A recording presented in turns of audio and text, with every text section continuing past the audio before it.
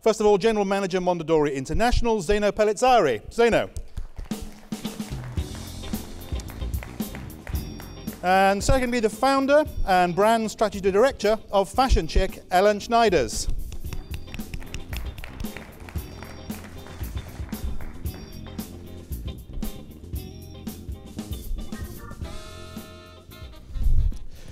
Well, so first of all, thanks for taking part in this, I'll say, slightly unusual process.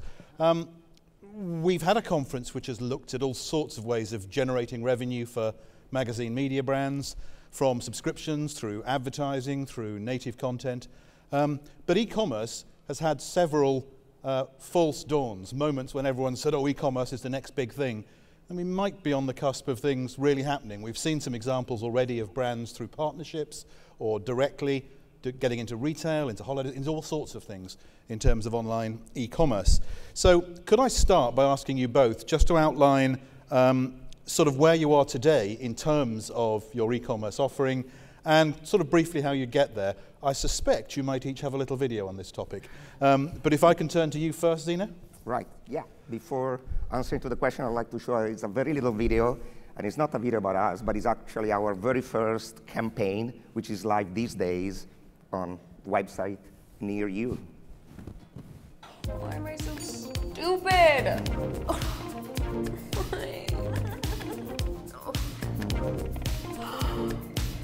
Why?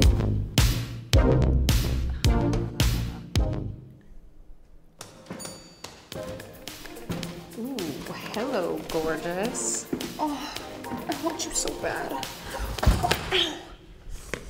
Ooh, nice. I want you here now, hurry! Is that you?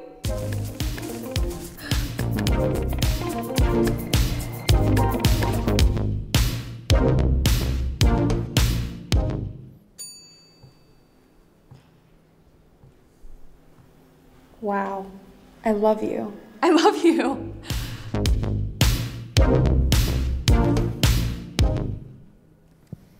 So, where we are now, 11 months of trading. We launched November last year, and we launched in a pure internet startup fashion, so with a minimum viable product, something which is easier said than done if you're part of a big corporation and if you play with a brand named Grazia, yes, with 33 partners around the world which invested heavily to make it the international success story that it is. But we pulled that off. The launch was fine. And of course, it was, again, as I said, a minimum viable product, so good enough, but obviously there was a million features we wanted to add, and actually we've been adding those features day after day after day, and there's still another million we will be adding every single day of the coming months. We started engaging with our audience. We didn't invest much money in marketing, actually very little money, because we wanted really to send it out live and see first how the reaction was and make sure that everything was running smoothly. And we've been quite pleased with the result. I mean, we've been growing steadily in terms of traffic and transaction.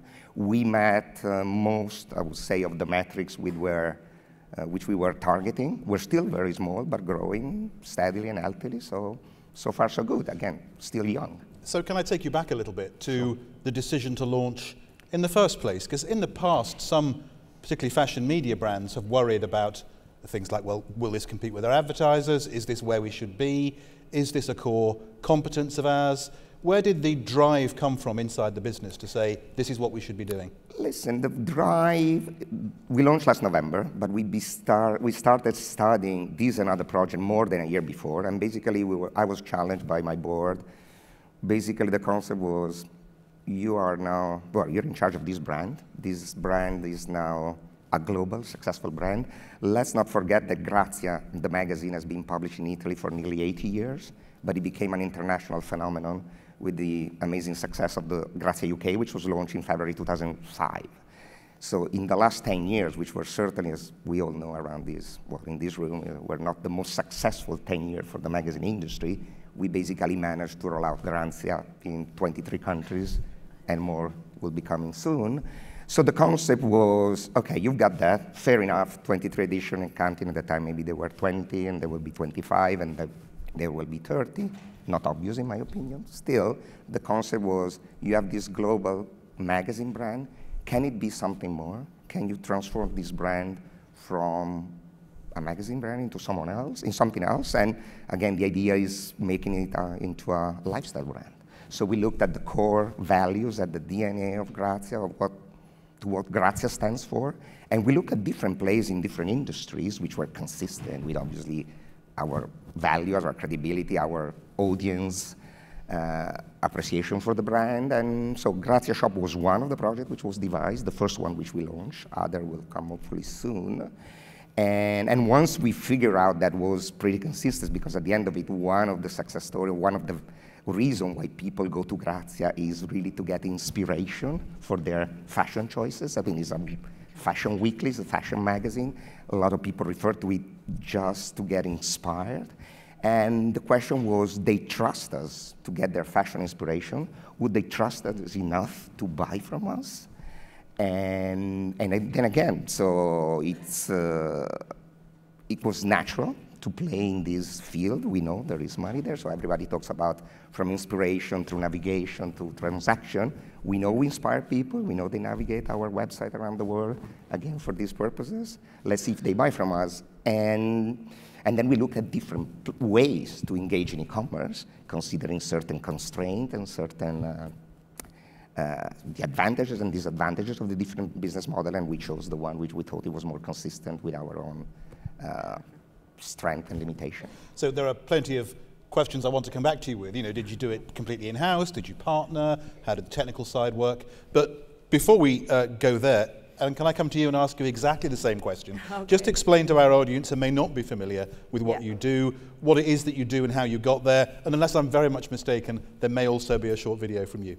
Yeah, there is. But first, I would like to introduce myself. I think, well, Grazia is a more well-known brand than Fashion Chick. But I started Fashion Chick 7 years ago. I had to write my thesis, and I thought, okay, what should I write about? I'm a girl. I like fashion. I like shopping. Like we women, we like magazines. And I also like to shop online. And I really miss the place where you can just shop online and get inspiration and just buy it. Because of course, when you look into the magazines nowadays you can buy it. But 7 years ago, you looked into a magazine and thought, okay, I want to have it, but where can I buy it? So that was basically the idea of Fashion Chick, a place where you go have like all the different stores you love and you can buy everything directly. So we are in a sweet spot, like you talked about. We have we have the e-commerce part. We have a fashion finder, where you can just see all the different products for all the different shops. And we combine, we have good content. We have an editorial team who writes about the latest fashion trends and how to wear. And everything you see you can buy. So every article is shoppable. But we also have a community. You can, in our fashion finder, that's what's, where you can find all the products you love. You can just, love everything. And the fashion finder is based on popularity. So everything women love, you see on top. So it's curated fashion finder, actually. We started 7 years ago, and now we're the biggest one in Holland. But we're not only active in Holland, also in different countries. And for that, I would like to show you a little movie and tells you more about the story of Fashion Chick. And we didn't forget the man, actually. So let's watch. Great.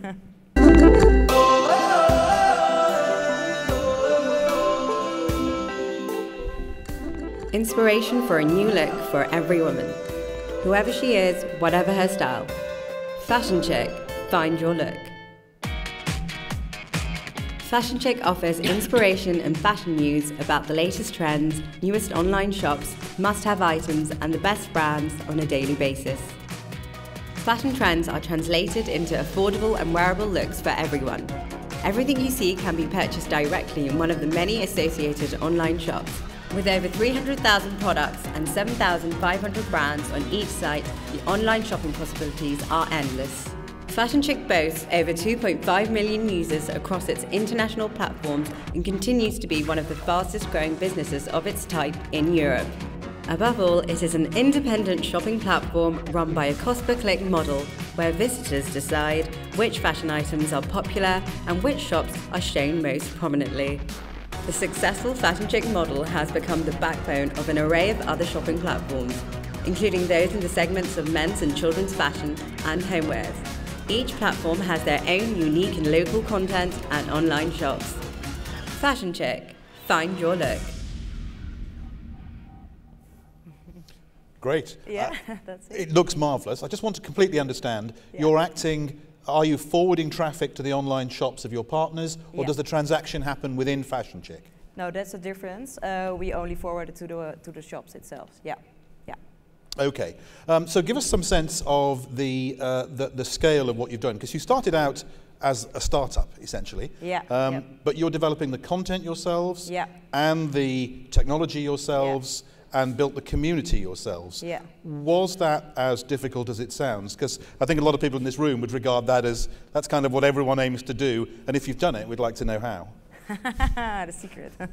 Yeah, we actually done it. It just goes. Yeah, from the start, we wanted to get it live in 1 month, and it took us 1 year to get with the technology, because of course it's always easier. It sounds always easier than it is. And after that, we basically just built it with a lot of. Well, in the Netherlands, we were the first, so we kind of built it from there. We're the first. We need to tell people, okay, this is a website where you can see everything, but also buy everything, but not from Fashion Chick, but from different online stores. So that basically first years were just about explaining the concept, and well, now it's well known because we did a lot of social free publicity. We did a lot of free publicity as well. We have our own shoe collection, for example, so we do a lot of things next to Fashion Chick to get the brand more well known. That's also a thing. Yeah, first of all, nobody knows Fashion Chick and knew Fashion Chick, and we had to get our name out of there and see as a serious partner and get really to become a brand. Yeah, so we did our own shoe collection, like I discussed about, but we also do a lot of strategic partnerships. We partner up with Net5, that's kind of like the biggest woman channel in the Netherlands. And we have our own TV show right now, which I'm hosting, and I share with the women everyday look. So you can get, when you turn on television, you just get like a 1-minute update about the look you can wear the next day. And I do it together with 7 well-known bloggers in Holland, so they will get the reach of the bloggers as well. So, yeah. So you're harnessing the power. Social media has been your growth engine. Yeah, bloggers, work a lot with bloggers. And of course, we're a performance platform, so we also need to have good quality traffic. So of course, we also do a lot of things with Google as well, and SEO, SEA campaigns to get more traffic, yeah. And just one last question. You mentioned a TV partnership. Yeah. Magazine media partnerships, have you looked at those? And you do have one, I think. Yeah, I have one. Last month we made the whole, there's in Holland, there's the Linda magazine. That's the biggest women magazine in Holland. And we made a completely edition, the September issue. We made it shoppable at fashionchick.nl. So everything you saw in the magazine, you could directly shop it at fashionchick.nl. We had a little pop-up shop on Fashion Chick with their all their products in it. Yeah. Very early, did that experiment work for you? Is it something you repeat? It was definitely a success. Yeah, for sure. Yeah, and I think in the Netherlands it's kind of unique. It didn't happen before, so that's also give a lot of free publicity with it as well. Yeah. Excellent. I want to come back in a minute to some of the other issues that you might face going forward and how the business might develop. But in the meantime, Zeno, can I come back to you briefly with that perhaps slightly difficult question? So traditionally, fashion media brands have quite powerful advertisers. They've got brands that want to be in there. Some of them are even retailers. Did you consider the effect on your advertiser base or some of your other commercial partners of you going into retail? Was there a potential downside to it? We definitely consider that, and we definitely consider a number of other areas, because as I was saying before, we had to be very careful in how to manage a brand like Grazia. Just to complete the picture, I mean, Mondadori is the owner of the Grazia brand, which is published, as I said, in many markets. In some markets, it's published directly by Mondadori or by joint venture, which where Mondadori has a stake, but in most of the market, it's published under licensing agreement. And the Grazia shop is a Mondadori 100% fully financed and funded and run operation. But our first and main concern, before even the advertiser, was our partner. We had to build something which was perceived as something additional, something creating additional value to the brand, and which they could even leverage on their own pitches in their own market, rather than something which had to be perceived as a competition, a threat or damaging to the brand. So the very first concern, and we engaged very early on with our partner, sharing with them the project and the vision earlier, and months earlier before going live, and actually we worked with some of them, especially with Grazia UK, in the development of the concept. So they were part of the process rather than they were seeing it as heavily involved. They are not part in a sense, they're not owner of the project, but the relationship with them is excellent, and we've been engaging with them first and foremost to make sure that it was really consistent and being perceived as something that creating value to them and far from being a threat. Of course, we touched upon the concept of advertiser. The truth is we actually see Grazia Shop as something we should help our advertising client rather than damage them. We are another sales channel. We're selling their product. It's ultimately what they want is selling more of their stuff. And, they have different way to reach their audience. Let's not forget that, Grazia Shop, being Grazia, it was global from day one. We've been selling already in more than 50 markets around the globe. And very honestly, the feedback we have from our advertising client, and with some of them, we discussed the project in advance, it was actually far from being negative. Of course. And Ellen, I'm guessing that you didn't have quite the same problem because you were starting up from nothing anyway, so you didn't have an existing group of people you had to worry about, or No.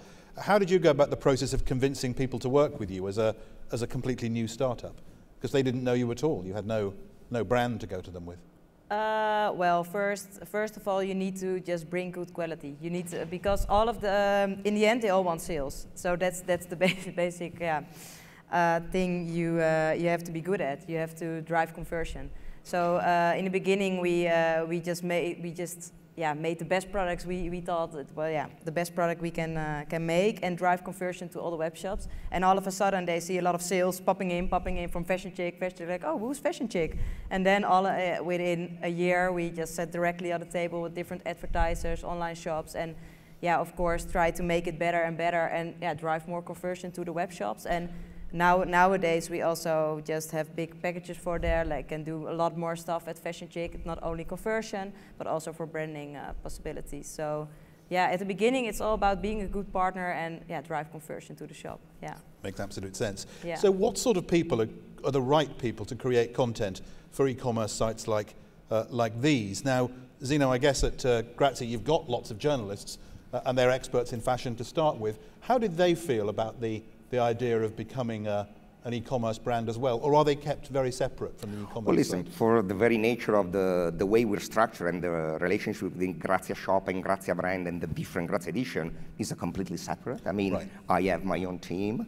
We have editorial, a couple of editorial people, because again, we're not a media outlet, we're an e-commerce outlet. So content is shoppable content, is tailored. We have a very specific mission. We've been, again, working very closely and sharing opinion and working closely with our fashion editor of the Grazia magazine around the globe and the key ones. So we're engaging with them, we're working with them. But the truth is, it's really a different business with different roles, and it's not the Grazia journalist working on Grazia Shop. Having said that, the real reason why, what we went out, we went this project, and one of the things we wanted to see, yes, can Grazia sell, but also can this business reach scale without the massive investment which a business like this would otherwise require? So is there a value? Grazia is a credible brand for magazines. Is a retail play? Would it be credible in retail? Would the Grazia network, the Grazia audience, move or migrate or engage with Grazia Shop the same way as they engage with the Grazia magazine? Would this audience not only engage but convert? So for us, the key pillar of the strategy is the engagement and the cooperation with the different Grazia around the world. So we're working closely, we're spending a lot of time, and now actually, now that we reach the point where we're very comfortable with what we build, we reach, I mean, as I said, there's many more things we want to add, but we definitely passed the minimum viable product phase. It's really the focus for the next few months is really deeper engagement with some of our key editions around the globe and see whether we can create synergies with, at the end, were really one of the main things we wanted to see if they existed. Okay, and one quick question before I just open it up to the audience for any questions from the floor. And this is one you may choose not to answer, feel free. Okay. So traditionally, margins in media were higher than other industries and certainly higher than retail. Sadly, as we know, not always the case more recently. But do you think there's sufficient margin, sufficient profitability as an online retail outlet to make that a viable future compared to, say, investing more money in more publishing operations? How do you make that decision in terms of corporate investment? Please, yeah. Listen, I mean, the two things, they don't exclude each other. Yeah. I mean, again, for Mondadori, Grazia is the only international brand, so obviously is something which is really worth investment on a 360-degree scale. So we are looking, as I said, at different project, completely different project from this one. This is one. Of course, we keep investing in our magazine brand and launching more editions. So Grazia for Mondadori is really one of a kind. But again, as a corporate, yes, of course, resources are limited, so you have to factor in. I mean, you can't do everything, so you have to prioritize and actually try and invest, bet on the right horses. Having said that, I don't think these two things are exclude each other. Not they shouldn't. exclusive. They shouldn't. Of course. And Ellen, again, terrible question, particularly for a startup. How fast did you move into profit? Have you yet? How do the economics work of online retail? Well, for the Netherlands, it took us about 2 years, something like that. Yeah, 2 or 3 years to get profitable. And yeah, in the other countries, we're still working on it. It's a thing we're working on right now. We have a boost plan coming up. We now are focusing more on SEO, focusing more on social, focusing more on email marketing. Then in the other part, we also focus on great strategic partnerships as well. We know that in the Netherlands, the traffic mix, it's really, the brand is more well known and you see it in the traffic mix, it really shows. And if you look at the other countries, we really need to have great partnerships there as well to get the brand more well known, and then you see, an uplift. So that might be a hint for the audience here. Yeah. Yeah, okay. Partners in other countries. Yeah. So I want to end in a minute or so with one last question, which will simply be, if you could really change one thing in the environment, in your business, to just make sure you succeed, what would it be? Before we do that, are there any immediate questions from the floor? And if there are, raise your hand now. This is your 30 seconds of free consultancy from some very experienced e-commerce players. And there's a waving hand about halfway back on the floor there. Can we get a cube wrangler over to that gentleman quickly, please? Thank you. I have a question for Ellen. Yeah. Your products are available at many retailers. How do you build the relation? Do you build the relation specifically with one retailer exclusively, or you direct the buyer geographically to the closer retailer, to the closer shop that has that product? Sorry, did you? So the question, just to be clear, the question, as I understand it, is you have relationships with multiple retailers. Yeah. But so do you mean that in terms of physical shops? Yes. No, I think your relationship is only with online retailers. Yeah, only with online retailers. Only online retailers. Yeah, only online retailers. Okay. Yeah. Yeah. Okay, thank you. Yeah. Okay. Okay. If we have another one, we might just fit it in. Yep, okay. Right at the back there. Thank you. Just to be very clear, I would like to ask, when you do that e-commerce activity, and I would like to ask the question to both of you, is it so that you're selling the products, but that you don't have the stock yourself, but that other shops or other retailers do that for you? Or is it actually that you're buying the products, that you have them in stock, and then you do your e-commerce activity, and you do the logistics and everything? Do I clearly understand it that way? So that can be, I guess, for both of you. Yeah. Are you actually physically holding stocks and handling the whole logistics and fulfillment thing, or is that all pushed out to the partners you're working with? Yeah, I would just start. It's a little bit different. We just work with online shops, and we basically send all the customers to the online shops we work with. For example, we send it to ASOS, and then you order it over there, and you get a package from ASOS. Yeah, that's a little bit different at Grazia. Yeah. The model of Grazia Shop is called marketplace, dropship, and we don't own inventory. We partner, we sign up multi-brand retailers and brand directly around the world. At this stage, we have under contract close to 150 partners in UK, Italy, and Germany. I'm talking those markets as a sourcing market. Of course, we have brands from all over the world because a multi-brand retail store in London or in Milan holds inventory from all the major brands in the world. What we do is actually we manage the entire process. So the platform is, well, it's not only licensed by Grazia Shop, managed by Grazia Shop. The transaction happen on Grazia Shop. We arrange for the logistic through DHL. And so what basically happens the moment you check out and you complete the transaction, an email goes to the merchant partner, which could be in London, in Milan, or elsewhere, which hold the stock. The merchant partners click for acceptance. He packages the good in the Grazia Shop boxes with all the ribbons, all the paper, whatever we provided them with, because we want the consumer to have a full, immersive Grazia experience. And at that point, once he clicked for acceptance that the parcel is ready for pickup, another email from the platform goes automatically to DHL. DHL the following day or that very day goes, picks it up, and deliver it to wherever you are. Same things in reverse for the returns. We manage the customer care, but we don't touch the physical goods. We never own the goods. It will go back from your house, if you don't like it, to the retailer. Once the retailer confirms that it's in good condition, we release the money back to the customer.